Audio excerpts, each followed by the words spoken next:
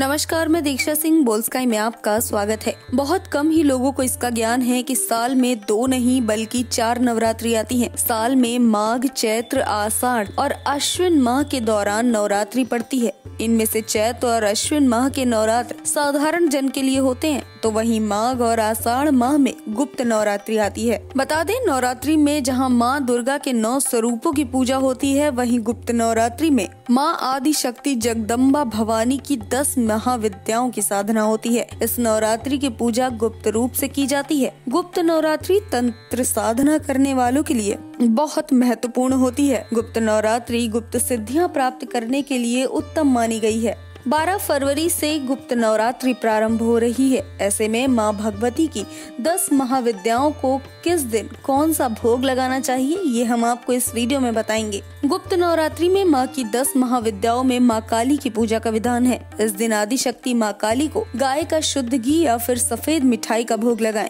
गुप्त नवरात्रि के दूसरे दिन माँ तारा देवी की पूजा की जाती है। माँ तारा देवी को शक्कर का भोग लगाएं और भोग लगने के बाद इसे घर परिवार के लोगों में प्रसाद स्वरूप बांट दें। गुप्त नवरात्रि के तीसरे दिन माँ त्रिपुर सुंदरी की पूजा का विधान है। इस दिन माँ को दूध या दूध से बनी मिठाई या फिर खीर का भोग लगाएं और इसे ब्राह्मण को दान करें। गुप्त नवरात्रि के चौथे दिन माँ भुवनेश्वरी की पूजा का विधान है। भुवनेश्वरी महाविद्या को मालपुए का भोग लगाएं और ब्राह्मण को दान दें। गुप्त नवरात्रि के 5वें दिन माँ छिन्नमस्ता की पूजा अर्चना की जाती है।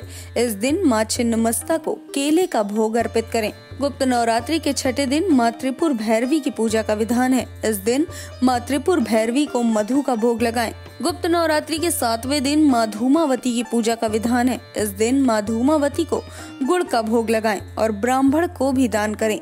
गुप्त नवरात्रि के 8वें दिन माँ बगलामुखी की पूजा अर्चना होती है। इस दिन माँ बगलामुखी को पीली बर्फी का भोग लगाएं। गुप्त नवरात्रि के 9वें दिन माँ मातंगी की पूजा अर्चना की जाती है। आप इस दिन माँ मातंगी को नारियल का भोग लगाएं और दान करें। साथ ही गुप्त नवरात्रि के अंतिम दिन माँ कमला देवी की भी पूजा होती है। कमला देवी को पूरी, चना और हलवे का भोग लगाया जाता है और इसके बाद कन्या पूजन करें। इससे आपकी सभी तरह की मनोकामनाएं पूरी हो जाती हैं।